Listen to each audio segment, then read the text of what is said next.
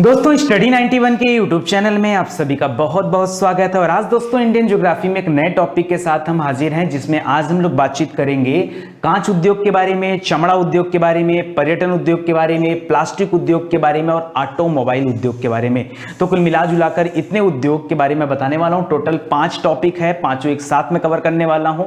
और याद रखें इंडियन ज्योग्राफी में आपका लेक्चर नंबर 70 है, 70वां लेक्चर आपको दिया जा रहा है। दोस्तों बहुत डिटेल में इंडियन ज्योग्राफी मैंने आपको पढ़ाया। अगर आप चाहेंगे तो घर बैठे अच्छे से स्टडी कर सकते हैं और अपनी तैयारी कर सकते हैं। तो चलिए स्टार्ट करते हैं। दोस्तों एक बात और याद रखिए, स्टडी 91 का एप्लीकेशन भी आ चुका है। तो अगर आप एप्लीकेशन को इंस्टॉल नहीं किए हैं तो जल्दी से इंस्टॉल कर लीजिए, क्योंकि उसके माध्यम से आपकी तैयारी और भी बेहतर हो पाएगी। ठीक है, चलिए आते हैं टॉपिक पर दोस्तों। तो सबसे पहले बात करते हैं ग्लास इंडस्ट्री का। ठीक है, बहुत सारी इंडस्ट्रीज के बारे में हम लोग देख चुके हैं, है कि नहीं?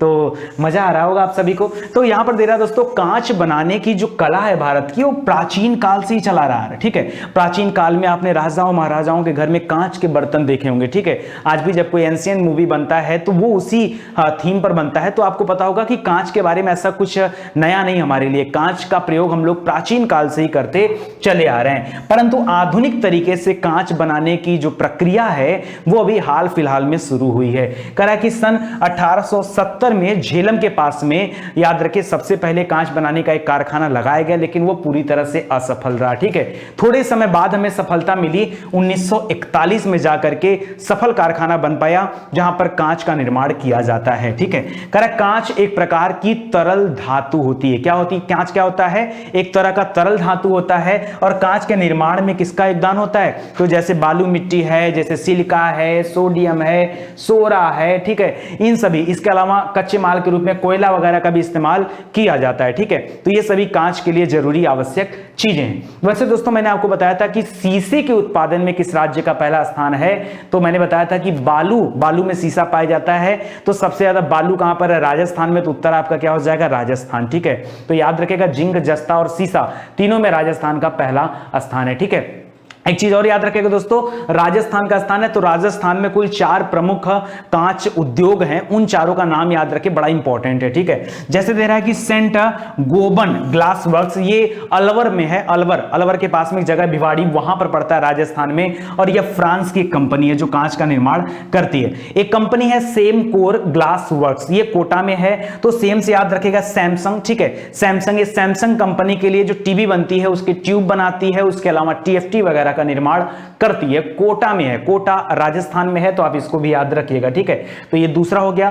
तीसरी कंपनी है धौलपुर ग्लास वर्क्स। ठीक है, तो धौलपुर ऑलरेडी एक जगह है राजस्थान में, वहां पर स्थापित है, प्राइवेट कंपनी है। ठीक है, और चौथा है हाईटेक प्रिसीजन ग्लास फैक्ट्री, ये जोधपुर धौलपुर में भी है। ठीक है, तो याद रखिएगा। ये दोस्तों आपने गंगानगर का नाम सुना होगा, जहां से इंदिरा गांधी नहर होकर गुजरती है। तो याद रखिए, गंगानगर शुगर मिल्स के लिए शराब की बोतलें तैयार करता है ये हाईटेक प्रिसीजन ग्लास फैक्ट्री। ठीक है, इसको याद रखेगा।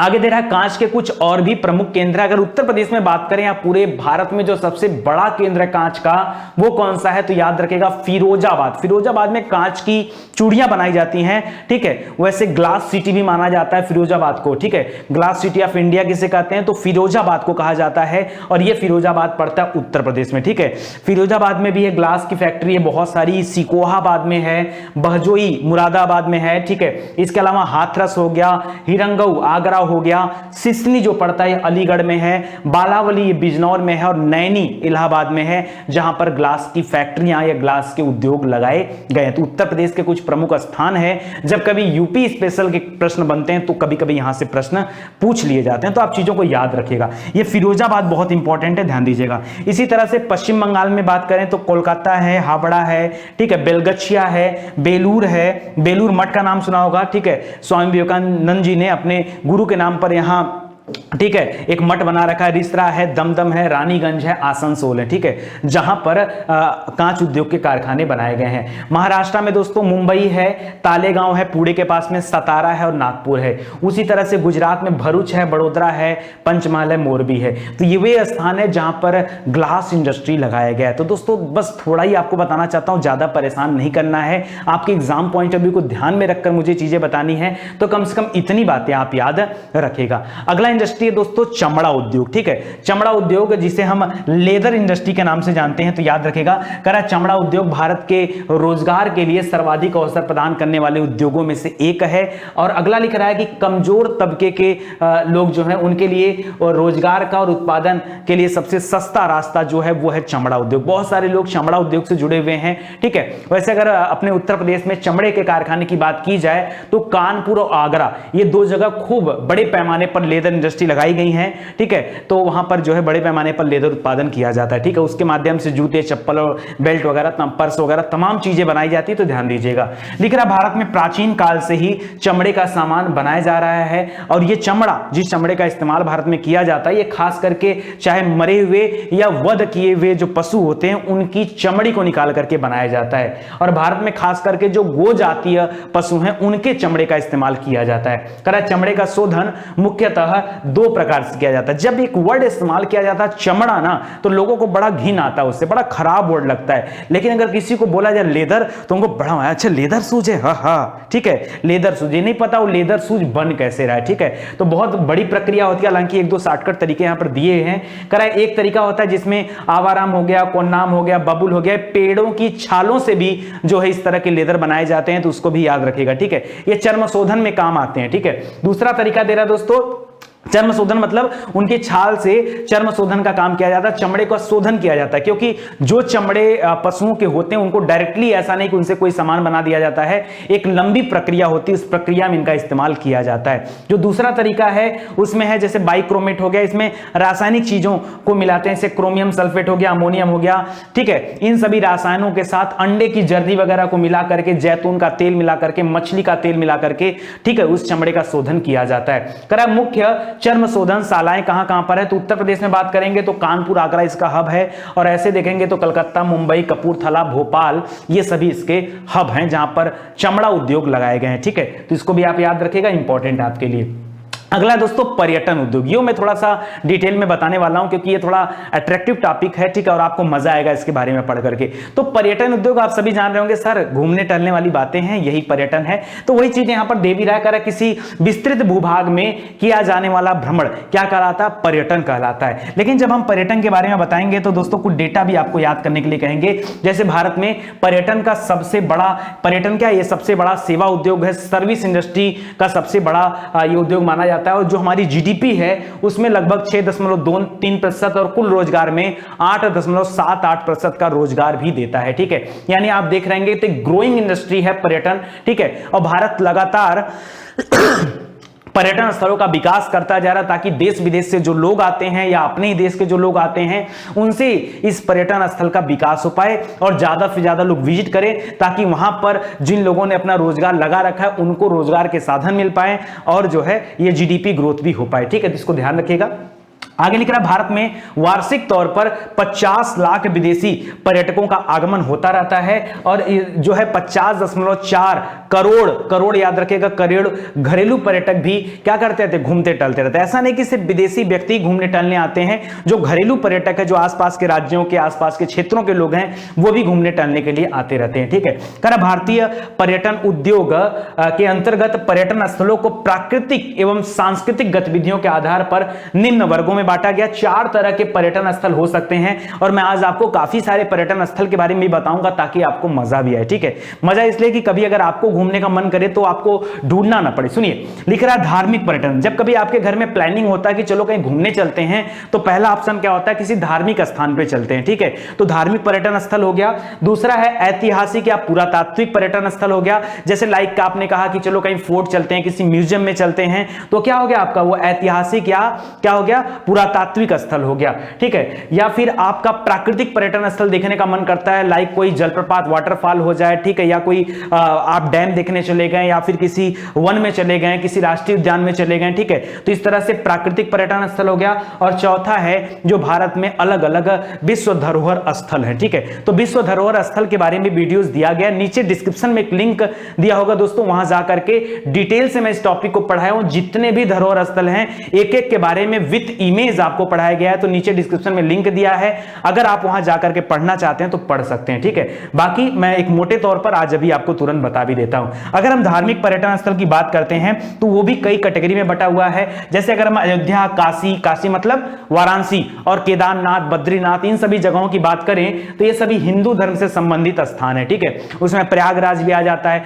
मतलब जहां कहीं भी तीर्थ स्थल है वो क्या हो जाता है, हिंदू धर्म का हो जाएगा, ठीक है। चाहे वो कोई धाम हो जाए, चाहे वो कोई जो है जो 4 हमारे धाम बने उनकी बात कर लें, या जो ज्योतिर्लिंग है उनकी बात कर लें, या किसी मंदिर की बात कर लें, तो वो सभी इसमें आ जाएगा। उसी तरह से श्रावस्ती है, बोध गया है, कुशीनगर है, ठीक है। श्रावस्ती वह स्थान है दोस्तों जहां गौतम बुद्ध ने सबसे ज्यादा उपदेश दिया था, श्रावस्ती में दिया था। पहला उपदेश उन्होंने सारनाथ में दिया था, वो भी याद रखेगा। और बाकी कपिलवस्तु में उनका जन्म हुआ था, लुम्बिनी में, ठीक है, वो भी याद रखेगा। और कुशीनगर भी आप याद रखेगा, ठीक है। तो ये काफी इंपॉर्टेंट है। बोध गया में उनको ज्ञान की प्राप्ति हुई थी बिहार में, तो बौद्ध धर्म से संबंधित स्थल हैं।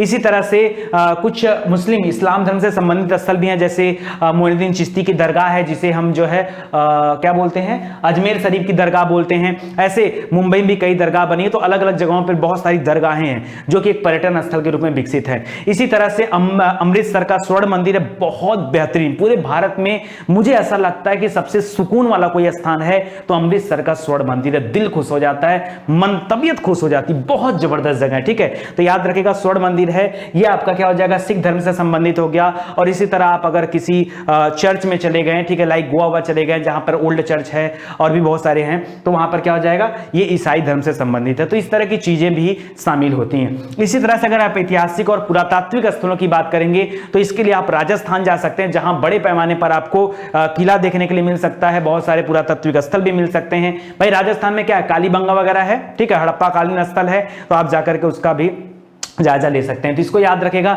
इसी तरह से आगे भी दे रहा दोस्तों, करा दिल्ली है, दिल्ली में तो बहुत सारी चीजें, लाल किला वगैरह आप जाके देख सकते हैं, कुतुब मीनार जाके देख सकते हैं। आगरा अगर आप आ गए तो आप ताजमहल देख सकते हैं, यहां भी लाल किला है आगरा में भी, ठीक है। आप गोलकुंडा चले गए तो दक्षिण भारत में लेके चला गया, ठीक है, गोलकुंडा, ठीक है, कर्नाटक में आ गए, लखनऊ आ गए तो इमामबाड़ा वगैरह देख सकते हैं, ठीक है। जयपुर चले गए तो जयपुर में तो अथाह चीजें हैं, ठीक है, वहां आमेर का जो महल है उसको देख सकते हैं, ठीक है, जल महल है उसको देख सकते हैं, हवा महल है उसको देख सकते हैं। इस तरह से वहां पर बहुत सारी चीजें हैं, ठीक है।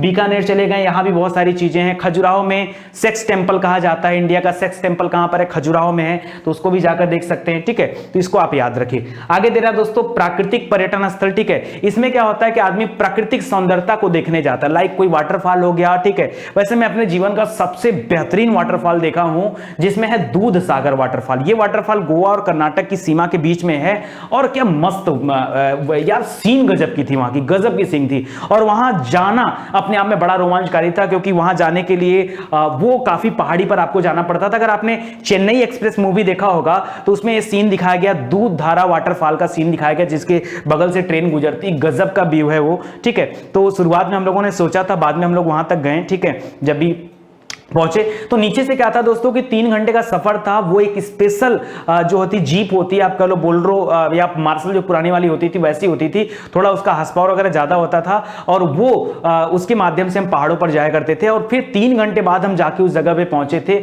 बहुत बेहतरीन जगह था, ठीक है, दूध सागर। तो इस तरह से आप प्राकृतिक पर्यटन स्थलों को भी देख सकते हैं। और बीच में जो है वन्य जीव अभ्यारण्य भी कई सारे पड़े थे, तो उसको भी याद रखेगा। कई सारे मनोरम स्थल हैं, पहाड़ियां हैं। अगर आपको अपने नजदीक में चाहिए, एक जगह है बिहार में गुप्ता धाम। कितने लोग हैं भाई जो बिहार से बिलोंग करते हैं और जो गुप्ता धाम जा चुके हैं, एक बार कमेंट करिएगा जरा, ठीक है, ताकि मैं भी देखूं, मुझे भी समझ में आए। एक योजना भी सरकार के द्वारा लाई गई थी दोस्तों, प्रसाद योजना। इस प्रसाद योजना के अंतर्गत 13 अलग अलग जगहों को चूज किया गया था, जिसको जो है पर्यटन स्थल के रूप में जो है उसको सजाया जा रहा था, ताकि जो लोग वहां पर आए वो उनको याद रखें, साफ सफाई का ध्यान रखा जाए, उनके रहने की व्यवस्था हो, खाने पीने की व्यवस्था हो, स्वच्छ जल की व्यवस्था हो। तो ये सभी तौर पर ये प्रसाद योजना जो है लाया गया था, ठीक है। इसी तरह से दोस्तों कुछ चिकित्सा पर्यटक भी होते हैं, ठीक है। अब चिकित्सा पर्यटन क्या होता है, ये आपके लिए बिल्कुल नया होगा, मेडिकल टूरिज्म, ठीक है। इसमें क्या होता है कि चिकित्सा पर्यटन, जिसे स्वास्थ्य पर्यटन भी कहा जाता है, इसके अंतर्गत स्वास्थ्य सेवाएं प्रदान की जाती हैं। पूरे विश्व से बहुत सारे लोग भारत में केवल चिकित्सा यानी इलाज कराने के लिए आते हैं, और भारत में आकर के वो आयुर्वेद, वेद, योग जो है, सिद्ध स्थल है, जो शल्य चिकित्सा है, उसके माध्यम से आकर के चिकित्सीय सेवाएं प्राप्त करते हैं, ठीक है।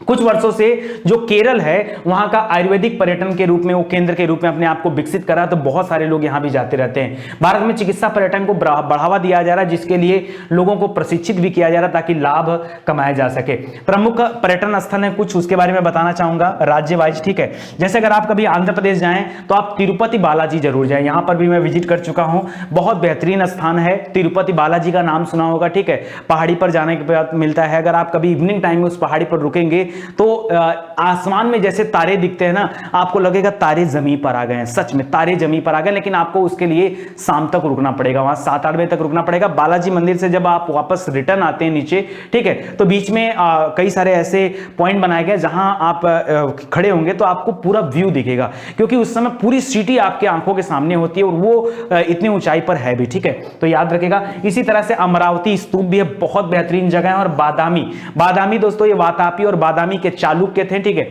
आपको पता होगा चालुक्यों की राजधानी थी, तो इसको भी जाकर देखा जा सकता है, ठीक है। इसके अलावा दे रहा असम में दोस्तों कामाख्या देवी मंदिर है, बहुत प्रसिद्ध मंदिर है असम का।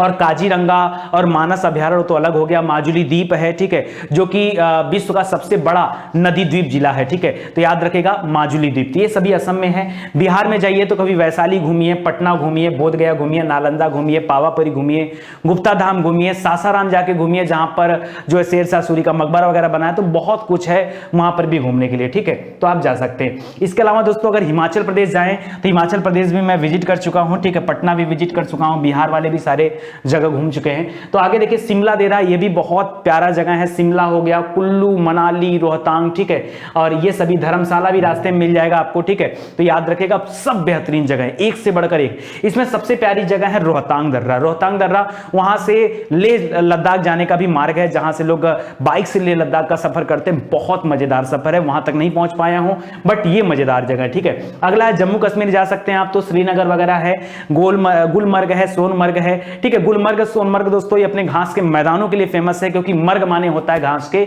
मैदान, ठीक है। इसके अलावा दोस्तों लद्दाख वगैरह है, तो वहां भी जाया जा सकता है। झारखंड में देवघर है, गया हूं वहां पर भी, ठीक है, भगवान भोलेनाथ का मंदिर है। बैद्यनाथ धाम का नाम सुना होगा, ठीक है, बैजनाथ, वो आपके देवघर में है, याद रखेगा। बाकी जलप्रपात में दोस्तों एक फेमस जलप्रपात वहां पर है, हुंडरू जलप्रपात, उसको भी आप याद रखेगा। एक त्रिकूट पर्वत है, जो लोग झारखंड के होंगे जरा बताइएगा, त्रिकूट पर्वत, वहां पर दोस्तों एक लिफ्ट लगी हुई है, बड़ी खतरनाक लिफ्ट है, ठीक है। जब मैं वहां पर गया ना तो बड़ी सीधी लिफ्ट जाती है, बहुत डर लगता है, ठीक है।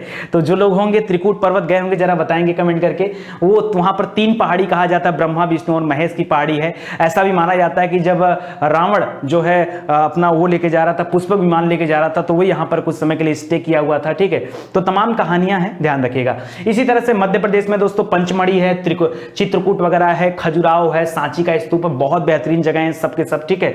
आगे दे रहा दोस्तों महाराष्ट्र में चले जाएंगे तो गेटवे ऑफ इंडिया है, और अजंता एलोरा की गुफाएं जाकर देख सकते हैं, या फिर और आगे बढ़ करके आप एलिफेंटा वगैरह घूम सकते हैं, ठीक है। तो तमाम चीजें वहां पर भी हैं। आगे दे रहा मणिपुर है, मणिपुर में लोकटक झील है, ठीक है, पूरे विश्व का एकमात्र तैरता हुआ झील ऐसा कहा जाता है लोकटक झील, ठीक है। उड़ीसा में कोणार्क मंदिर है, कोणार्क सूर्य मंदिर को कहा जाता है। बाकी पुरी का नाम सुना होगा, जगन्नाथपुरी हमारा धाम भी है। और बाकी चिल्का जो झील है वो भारत की सबसे बड़ी खारे पानी की झील है, ठीक है।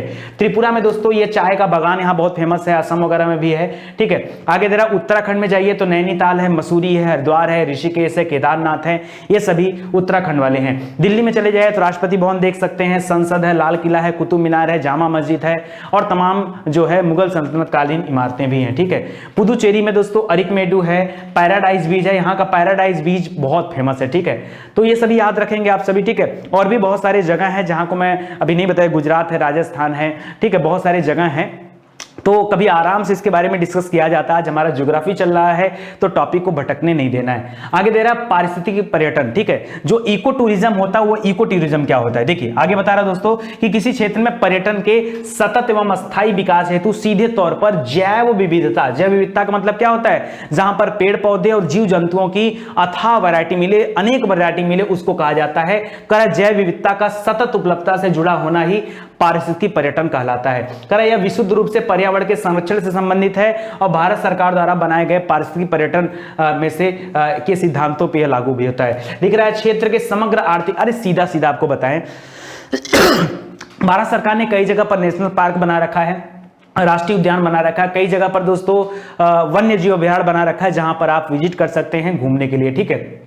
तो उन्हीं क्षेत्रों के बारे में यहां पर दे रहा है, इससे ज्यादा यहां पर कुछ आता नहीं है। आगे लिख रहा है दोस्तों प्लास्टिक उद्योग। प्लास्टिक उद्योग में क्या होता है, ध्यान से सुनिए, प्लास्टिक इंडस्ट्री जो है उसके बारे में ध्यान दीजिएगा। लिख रहा है प्लास्टिक उद्योग को सनराइज इंडस्ट्री भी कहा जाता है। क्यों, एक उगता हुआ इंडस्ट्री है, क्योंकि ज्यादातर डिपेंडेंसी हमारी जो कहीं ना कहीं प्लास्टिक पर बन रखी है। आप एक बार अपने कमरे में नजर दौड़ा लो, आपको समझ में आ जाएगा कि कितनी चीजें प्लास्टिक की बनाई गई हैं। कह रहा अपने गैर संक्षारकता और आर्द्रता रोधी गुणों के कारण ही इसे पैकिंग और रसायनों के संग्रहण और टेक्सटाइल, भवन निर्माण, वास निर्माण, ठीक है, और इलेक्ट्रॉनिक्स, मतलब कई जगह पे कैमरा बना है, ये बोर्ड ले लो, मोबाइल ले लो, हर जगह तो प्लास्टिक का इस्तेमाल हुआ है। ये बताने वाली कोई बात थोड़े। लिखा है तापी गुणों के आधार पर ये खास करके दो भागों में बांटा गया है, एक थर्मोप्लास्टिक होता है, एक थर्मोसेट होता है। थर्मोप्लास्टिक और थर्मोसेट, ठीक है।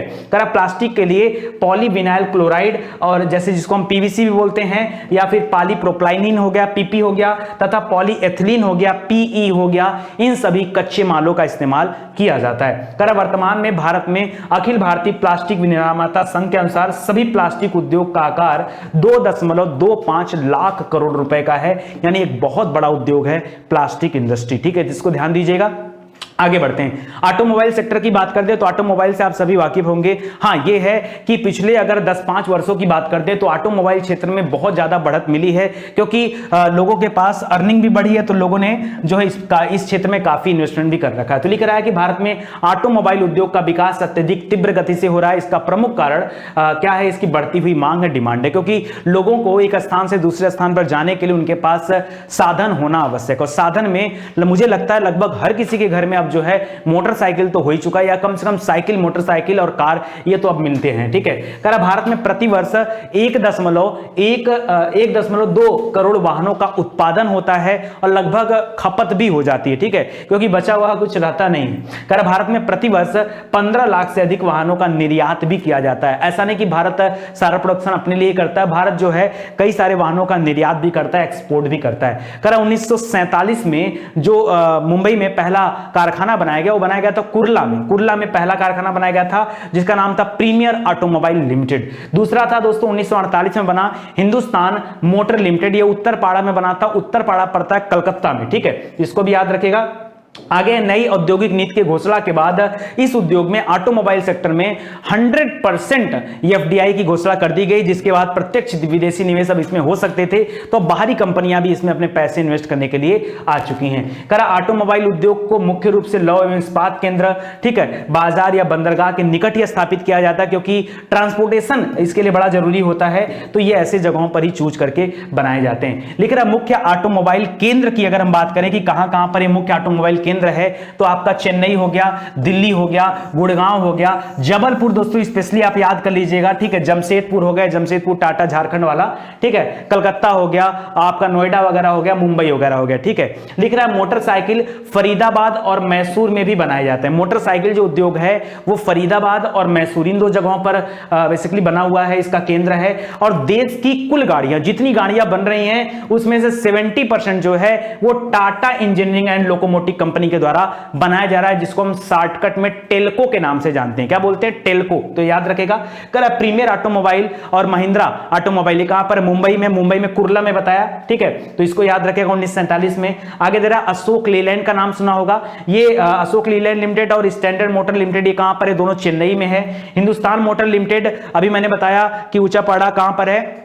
कोलकाता में है। और बजाज टेम्पो लिमिटेड कहां पर है? ये आपके पुणे में है, ठीक है, तो इसको आप याद रखेगा। शक्तिमान ट्रक का नाम सुना होगा। अब शक्तिमान ट्रक का इस्तेमाल ज्यादातर जो है सेना में किया जाता है, या स्वराज मजदा का नाम सुना होगा, ठीक है, तो याद रखेगा इसका निर्माण कार्य रक्षा मंत्रालय की देखरेख में किया जाता है। कह निसान कार का नाम सुना होगा। निसान की एक जीप भी आती है, उसके कारखाने जबलपुर में है, ठीक है। रक्षा वाहनों के निर्माण के लिए आपको 2-3 चीजें बता दे रहा हूं। लिख रहा रक्षा वाहन ये जबलपुर स्थित फैक्ट्री में बनाया जाता है, जो कि जापान की निसान कंपनी के सहयोग से लगाई गई है। शक्तिमान ट्रकों के निर्माण में जर्मनी की एक कंपनी मैन, कौन सी कंपनी है? मैन, ठीक है, तो ये कंपनी काम कर रही है और उसको लाइसेंस मिला हुआ है। शक्तिमान का जो पहला ट्रक था वो जबलपुर में बनाया गया था 1959 में, तो उसको भी याद रखेगा। बाकी निसान कंपनी यहां पर है, वो भी याद रखेगा जबलपुर में। तो आज के लिए दोस्तों बस इतना ही। उम्मीद करता हूं आपको समझ में आया होगा, मजा भी आया होगा। यह आपका लेक्चर नंबर 70 आपका कंप्लीट होता है, और मुझे लगता है अभी भी उद्योग में हमारे पास 1 से 2 लेक्चर और बचे हुए, ठीक है।